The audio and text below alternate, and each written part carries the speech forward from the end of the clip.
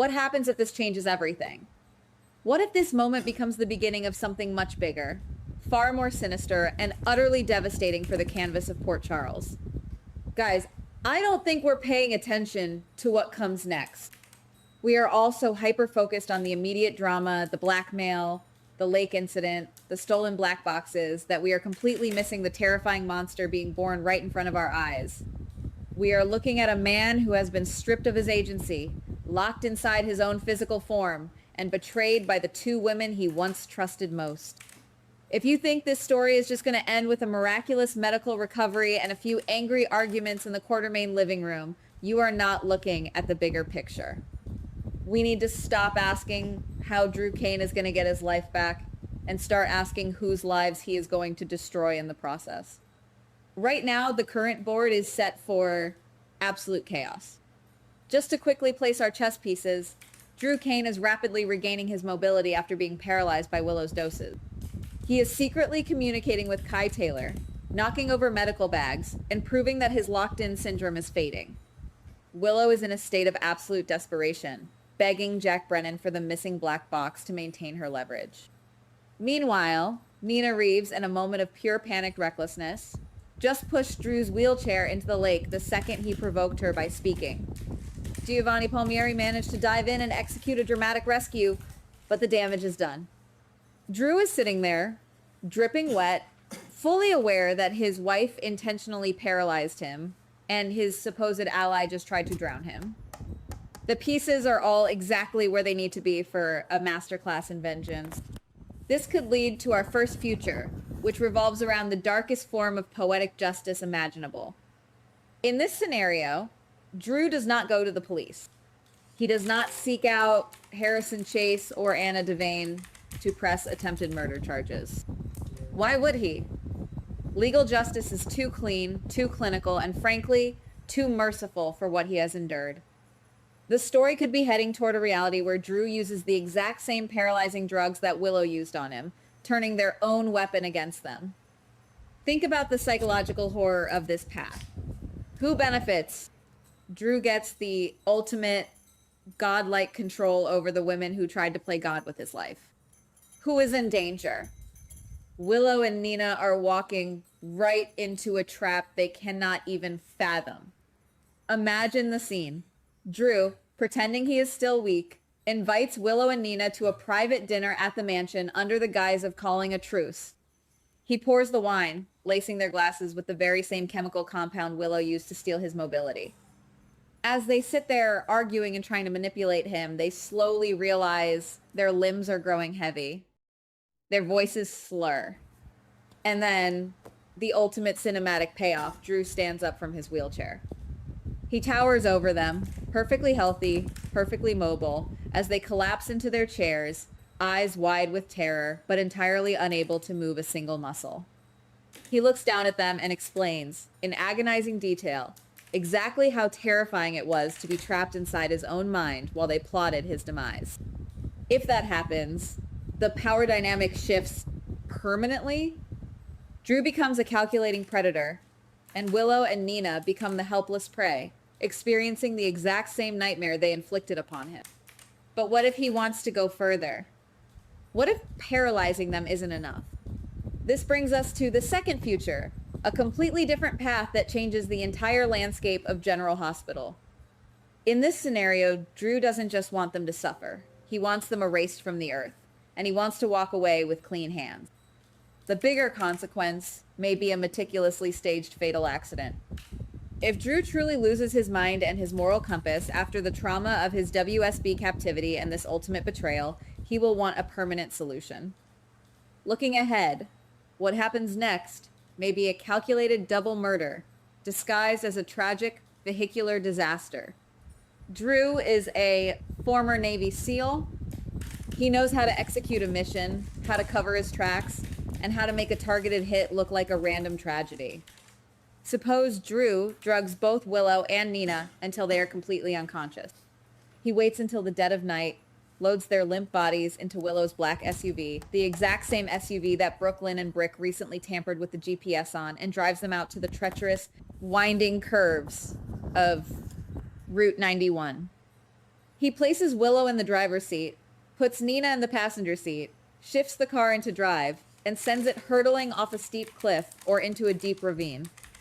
When the PCPD finds the wreckage, what will they see? They will see Congresswoman Willow Kane, who has been under immense stress from the hit-and-run allegations, and Nina Reeves, known for her erratic and impulsive behavior, dead in a horrific crash. The narrative writes itself, a frantic argument in a speeding car that ended in tragedy. Drew plays the devastated, grieving widower. He retains full custody of Scout and Amelia. He inherits everything, and all the secrets, the blackmail, the paralysis, the lake incident burn in the wreckage of that SUV. There's a chance that this is the only way Drew feels he can ever truly be safe, by ensuring the women who tried to kill him can never speak again. Yet, we must also consider the third future, the wildest and most unexpected wild card on the table. What if Drew doesn't kill them directly, but instead orchestrates a scenario where they destroy each other? We know Jack Brennan is desperately searching for the missing black briefcase. We know Willow and Nina are turning on each other, with Willow trying to set rules and Nina acting recklessly. What if Drew manipulates the evidence to frame Nina for Willow's murder, or vice versa? Even more shockingly, what if Drew uses the missing black box to frame Jack Brennan for the double homicide? Brennan is a known WSB operative with a dangerous reputation. If Drew kills Willow and Nina and plants Brennan's fingerprints or WSB-issued weaponry at the scene, he effectively pits the entire Port Charles Police Department against Jack Brennan. Anna Devane, Dante Falconeri, and Harrison Chase would spend all their resources hunting down Brennan, completely ignoring the grieving husband in the wheelchair. It is a brilliant, sociopathic chess move. It eliminates his enemies, neutralizes the man who was blackmailing him, and leaves him entirely above suspicion. It is the kind of ruthless, cold-blooded strategy that proves Drew has completely snapped, transforming from the golden boy into a villain far more dangerous than Cesar Faison or Jen Sidwell ever were. If you ask me, the path that feels most likely is the staged car crash. I keep coming back to the idea that Drew is fundamentally a tactical thinker. The slow poisoning scenario, while incredibly satisfying for poetic justice, leaves too many variables. What if Kai Taylor walks in? What if Scout Quartermain comes home early from painting? What if Elizabeth Baldwin, who is already aggressively monitoring Drew's care and pushing for his rehab, notices the missing medication? It is too risky, but a fiery car crash off Route 91, that destroys the evidence. The physical trauma of the crash would mask the chemical traces of whatever drugs he used to knock them out. Furthermore, it beautifully ties into the ongoing storyline about Brooke Lynn and Brick tampering with Willow's GPS. The police already have reason to believe Willow's car history is messy. If you ask me, the writers have perfectly laid the groundwork for a vehicular disaster, and Drew taking the wheel to send them over the edge feels like the ultimate devastating climax to this bitter war. But we cannot stop there, because in Port Charles, a secret never truly stays buried. If that scenario happens, what comes after the crash? The next shockwave will be the fallout and the inevitable agonizing investigation. If Drew successfully kills Willow and Nina in a staged accident, the story will immediately shift into a high-stakes cat-and-mouse game.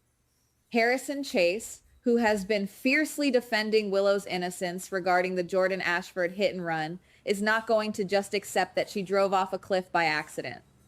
He is a detective again, thanks to Anna Devane, and he will start digging. The story could be heading toward a massive collision between Drew Kane and his own twin brother, Jason Morgan. Jason just returned to Port Charles, declaring that he wants to leave the mob and focus on his family. But Jason has a sixth sense for deception. When he looks into his brother's eyes at the funeral, will he see the grief of a widow or the cold, calculated stare of a killer? What happens when Jason starts investigating the crash site and realizes the forensic evidence doesn't match the official narrative? We could be looking at an epic Kane versus Morgan war, where Jason has to decide whether to protect his brother's dark secret or expose him to save the legacy of their family. And let's not forget Michael Corinthos, who will be completely destroyed by Willow's death, or Sonny Corinthos, who will want blood if he suspects foul play involving Nina. The deaths of Willow and Nina wouldn't be the end of the story.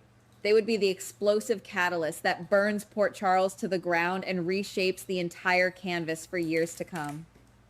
Goodbye. Please like, subscribe, and comment on the GH Spoilers Daily channel.